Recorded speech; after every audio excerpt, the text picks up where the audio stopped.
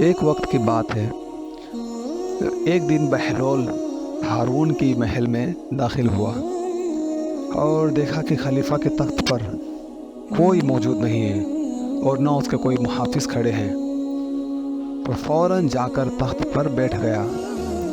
جب درباریوں نے اسے تخت پر دیکھا تو وہ آگے بڑھے اور زبردستی مار مار کر بہلول کو نیچے اتارا۔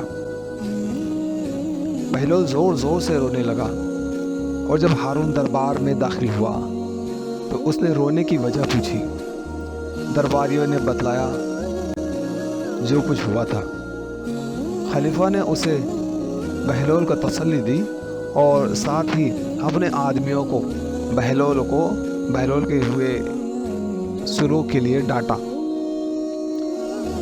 پر بہلول نے جو رد عمل کیا تھا وہ ظاہر کرتے ہوئے کہا کہ میں جو کچھ میرے ساتھ ہوا ہے اس پر نہیں رو رہا ہوں، بلکہ میں آپ کے لیے رو رہا ہوں۔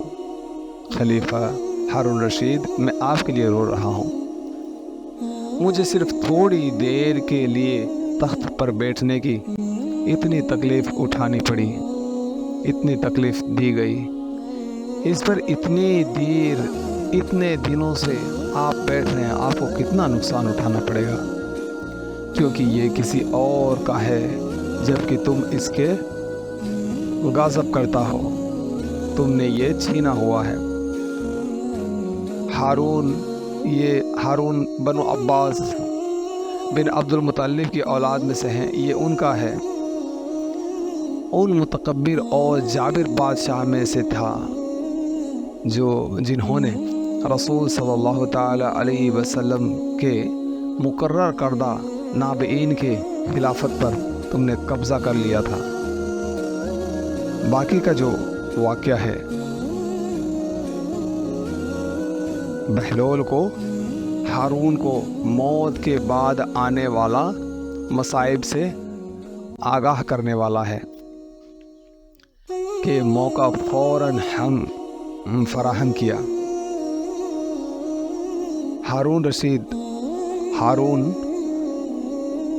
نبی صلی اللہ تعالی علیہ وسلم کے گھر والوں کے حقوق کو چھین کر ان پر قبضہ کرنے اور ان پر ظلم کرنے کی سزا سے نہیں بچ سکے گا۔ پیغمبر اسلام صلی اللہ تعالی علیہ وسلم حکمرانوں کے آنے کی پیشن گوئی کی تھی اور وہ کسی طریقے سے اقتدار حاصل کر گئی۔ اس کا اندازہ آپ کے درج ذلیل ارشاد سے بخوبی لگایا جا سکتا ہے۔ لوگوں پر وہ وقت طلوع ہوگا جب اقتدار اور حکمران خون ریزی اور ظلم و ستم کے سوا کچھ نہ ہوگا، اور نہ ہی دولت حاصل ہوگی سوائے چھیننے اور قبضہ کرنے اور کنجوسی کے۔ مطلب یہ ہمارے نبی کی پیشن گوئی تھی۔